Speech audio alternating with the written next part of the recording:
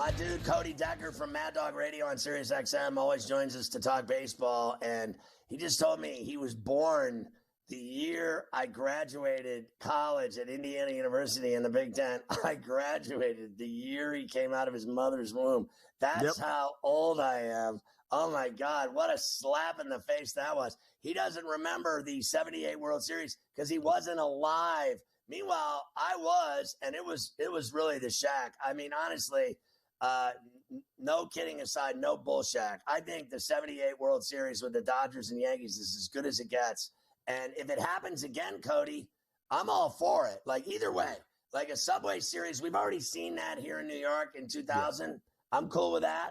I think that Yankee team was a lot better than the Mets in 2000. They were at the end of their dynasty. And I think that this Mets team, in my opinion, Cody, they're better than the Yankees. They are, and they kicked their ass this year in the Subway Series. They did, and you can't lie about the Mets' momentum, man. It is legit. I came on this show with you recently talking about how the Mets are primed for the future, and the only narrative that I don't like right now surrounding the Mets is like, oh, dude, this Cinderella team, can you believe these Cinderellas showing up out of nowhere?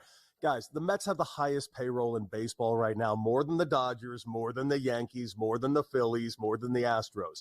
They're not a Cinderella story, but they are a damn good baseball team. And, yeah, if we get a Subway Series, I'm all for it. But, you know, as a kid that grew up in L.A., hearing the tales of the Dodgers versus the Yankees, in my lifetime, we've never gotten a Dodger-Yankee World Series. There were 3 in the decade right before I was alive. Give me a Dodger-Yankee World Series. I was trained by Reggie Smith as a kid all the way up into my pro career. He used to tell me all these war stories between Dodgers and Yankees. I want to see it, and I hope we get it.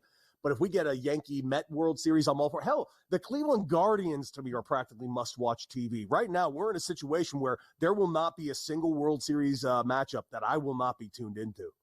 Yeah, I mean, listen, back then, you know, Garvey, Say, Dusty Baker, it went on and on with great players. And now these teams are like on a collision course. Like either way, like I was shocked when, when I saw the Mets win in Atlanta the way they did on the Lindor home run. Then we saw the Alonso home run in Milwaukee in the 9th inning with 1 out. That was crazy. Mm-hmm. Then we see them get their ass beat in game 1. They were literally sleepwalking 9-0. And then they turn around and smack them. They're up 6 and they win. Now they're home for 3. And they have been the best team in baseball, better than the Dodgers, better than the Phillies, better than the Yankees, better than the Astros, better than the Guardians, better than the Tigers, Royals. They have been the best team in baseball since June 1st. That's all there is to it.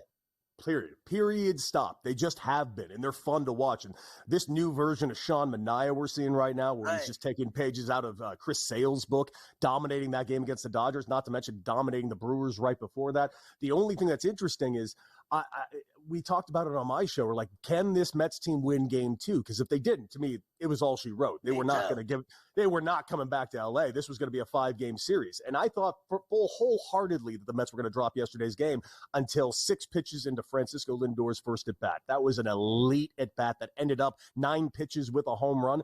This team is resilient. They are good. And quite frankly, you put them in a chaos spot, they're amazing. And what I mean by that is they played, 15 straight games. They had to play 16 games in that span just to make the dance, let alone continue to play throughout the dance. You give them a day off to go play the Dodgers. They show up asleep. The Dodgers beat their ass. You show up at literally 12 hours later for a quick turnaround in the next game. They beat the Dodgers' ass. As long as you make it hard for the Mets will win.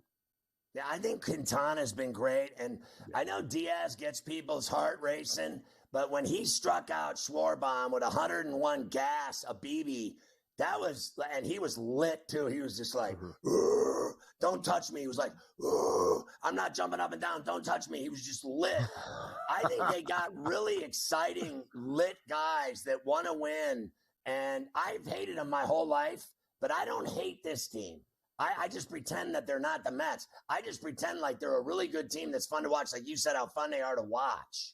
Dude, they are a blast to watch. And we had Howie Rose on the show last week, and I asked him, what's the difference between this Mets team to other Mets teams? Hell, what's the difference in Brandon Nimmo right now compared to the guy that I played with, Brandon Nimmo, in 2017? And he described this Mets team as like, dude, you go in that locker room, you look around, there's no cliques. I've been in a lot of big league locker rooms. When I say there are cliques is an understatement. It's this section over here, this section of four guys, right. the Latin guys over there, the college guys over here. And it's right. it's just completely separated group. They said in that locker room, it's everybody is together. You got Alonso playing dominoes with Lindor, who's playing dominoes with Diaz, who's playing an indoor basketball game over there with McNeil. It's just a tight knit group of dudes. And watching guys like Nimmo, I mean, dude, if you didn't watch Nimmo after that division series where he's at second base by himself, kind of separating, kind of taking it all in, this is a guy that was drafted first round in 2011. This was a guy who was left off the playoff roster in 15, 16, struggling in AAA with me in 17, all the way to this all-star in a multi-year deal, and now just a heartbeat away from the World Series, and the crowd chanting Nimmo over and over again.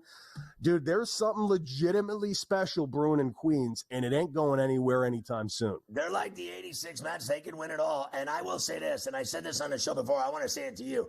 I think Howie has been absolutely Pharrell phenomenal calling the games. He has been the best play-by-play guy in baseball over the last month, the most exciting calls imaginable. I got 1 minute.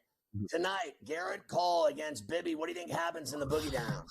Dude, listen, I love me some Garrett Cole. He's my college teammate. I love G. Cole. But here's the thing. There is one team that I do not love this matchup for, and it's the Guardians. The Guardians are pests, man. They get on base. They don't strike out, and Garrett Cole's a swing and miss guy. If they get on base, I wouldn't be shocked if this is a 2-1 affair tonight, because Tanner Bybee on the other end, hell of a pitcher himself. It's going to come down to one swing tonight, and we'll see which team makes that swing. How cool was Cole as a roommate? Was he a cool dude? Loved him. He was 17 years old, looked you right in the face, say, I'm the best pitcher in the world, and he went on the mound and proved it every day. Ridiculous. Yeah, you're way better than him on the air, I got to say. Yeah, Cody, always a pleasure, dude. Enjoy the games. We'll talk again for sure, either at the end of the LCSs or in the World Series. Anytime, my man. Just give me a call, and I'll be here for you.